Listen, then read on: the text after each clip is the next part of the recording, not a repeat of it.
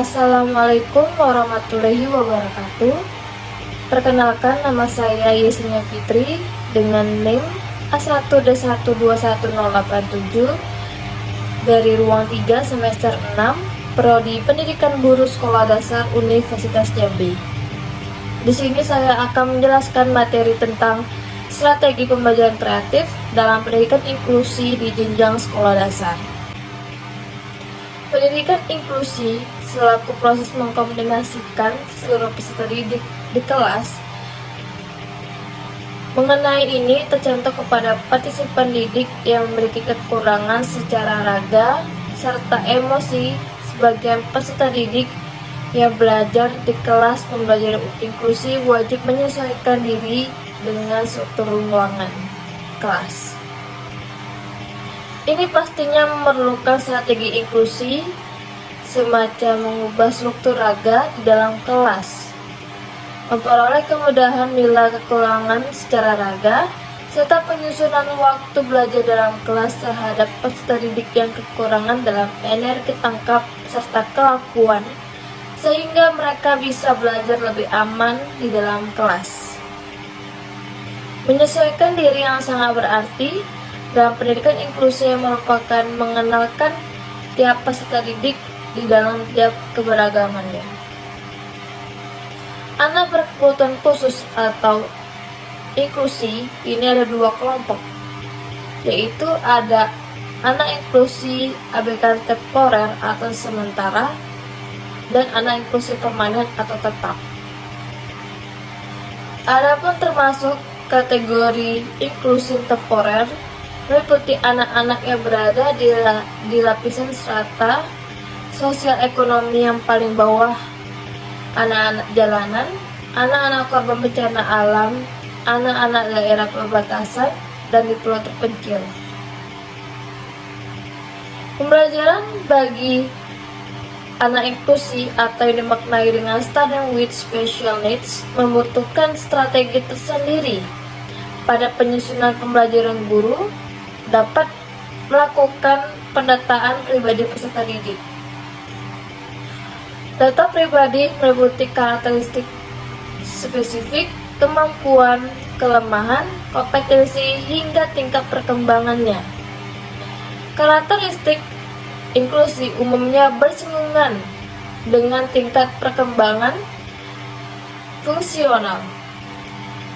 Karakteristik spesifik tersebut meliputi tingkat perkembangan sensor motorik, kognitif, kemampuan berbahasa, keterampilan diri, konsep diri, interaksi sosial, serta kreativitas.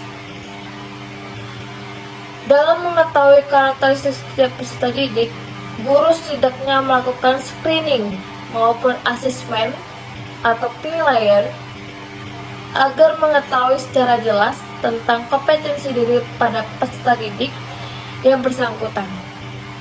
Adapun tujuan agar pembelajaran dilaksanakan dengan pemilihan strategi pembelajaran yang tepat dan menstimulasi kreativitas peserta didik. Pembelajaran bagi peserta didik anak inklusi khususnya di jenjang sekolah dasar berfokus pada keterampilan motorik, tetapi juga untuk mampu berinteraksi dengan lingkungan sosial. Pembelajaran harus disusun secara khusus melalui pengalihan kemampuan peserta didik yang didasarkan pada kurikulum berbasis kompetensi. Kompetensi mencakup 3 ranah, yaitu kompetensi afektif, kompetensi fisik, dan kompetensi akademik. Strategi pembelajaran pada dasarnya sebagai bentuk pendaya gunaan secara optimal dan tepat dari berbagai komponen pembelajaran. Oleh karena itu, mengalahkan strategi pembelajaran yang kreatif, guru dapat meningkatkan pemanfaatan tujuan materi pembelajaran, media, metode, model, evaluasi, hingga lingkungan belajar peserta didik. Adapun strategi pembelajaran yang bisa diaplikasikan bagi peserta didik anak inklusi di jenjang sekolah dasar dengan memakai remedial teaching. Remedial teaching itu apa ya? Remedial teaching itu difokuskan kepada peserta didik yang memiliki kesulitan belajar dan menulis. Remedial teaching itu sebagai bentuk pengajaran yang bersifat memperbaiki proses dalam pembelajaran jadi lebih baik. Praktik remedial teaching bagi anak inklusi di sekolah dasar membantu guru memahami, menetapkan kondisi tertentu dalam pembelajaran. Guru dapat mengambil sikap preventif pada pertemuan berikutnya. Remedial teaching juga merupakan perbaikan yang bersifat khusus disesuaikan dengan karakteristik peserta didik atau mengetahui kesulitan belajar yang dihadapi peserta didik. Guru memberikan layanan untuk peserta didik memperbaiki prestasi belajar yang mencapai kriteria ketetansan minimal atau disebut dengan KKM. Pada kondisi berbeda, strategi pembelajaran kreatif yang digunakan untuk anak inklusi dengan gangguan pendengaran yaitu memakai strategi deduktif, induktif, strategi heuristik, strategi ekspositori, strategi klasikal maupun strategi kooperatif. Namun, strategi pembelajaran yang biasa digunakan bagi inklusi Down syndrome masukkan untuk merubah perilaku peserta didik yang awalnya tidak mengerti hingga mengerti pembelajaran. Guru sejatinya mampu melakukan elaborasi pembelajaran dalam prinsip pendidikan inklusi dengan kemampuan dalam mengelola kelas. Mengingat pencapaian pemahaman pada jenjang sekolah dasar, peserta didik sehingga pembelajaran jauh lebih atraktif dan menyenangkan. Jadi di sini guru harus menuntut dan mengembangkan media pembelajaran yang sesuai dengan kondisi kelas, pembelajaran kelas dan tujuan pembelajaran.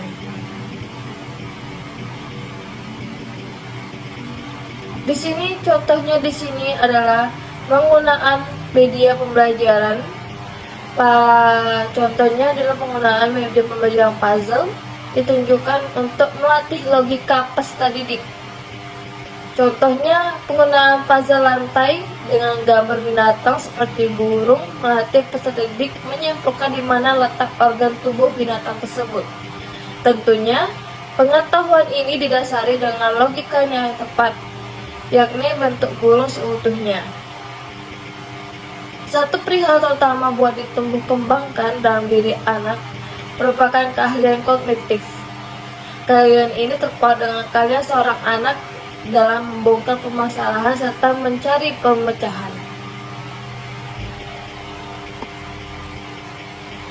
Praktis pemanfaatan media pembelajaran yang disebutkan tadi, media pembelajaran puzzle yang ramah bagi peserta didik anak inklusi ialah bukti bagaimana guru sangat memahami prinsip strategi pembelajaran yang kreatif.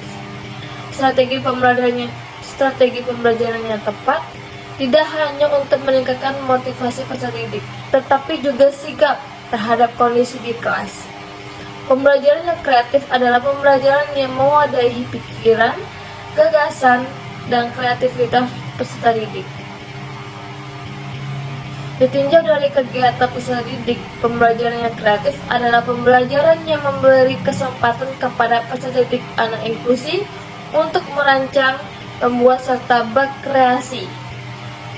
Itulah tadi strategi pembelajaran, yaitu tentunya harus guru menyiapkan modul ajar, model pembelajaran, strategi pembelajaran, media pembelajaran pentingnya.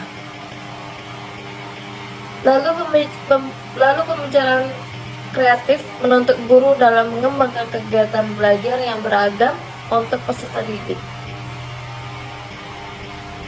Kesimpulannya adalah pendidikan inklusi selaku proses mengkomunikasikan seluruh peserta didik di kelas.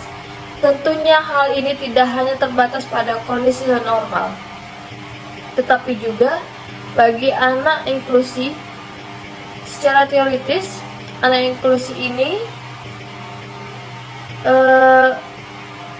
memiliki kemampuan kognitif, kemampuan spesifik, tingkat perkembangan sensor motorik, hingga interaksi sosial dan kreativitas.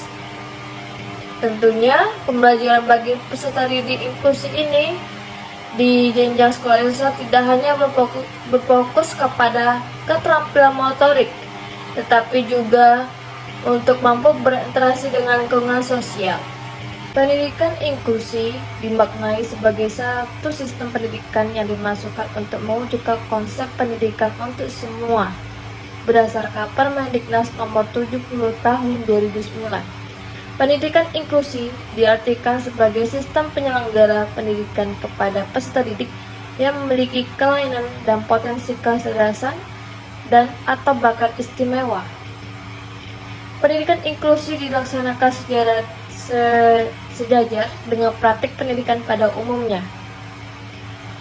Praktik pendidikan mengedepankan prinsip keanekaragaman dan tidak diskriminatif, yang mengikut sertakan anak inklusi belajar bersama dengan non-anak inklusi. Usia sebaya masih ditemukan enggannya sekolah menerima peserta didik dengan kondisi berkebutuhan khusus atau anak inklusi.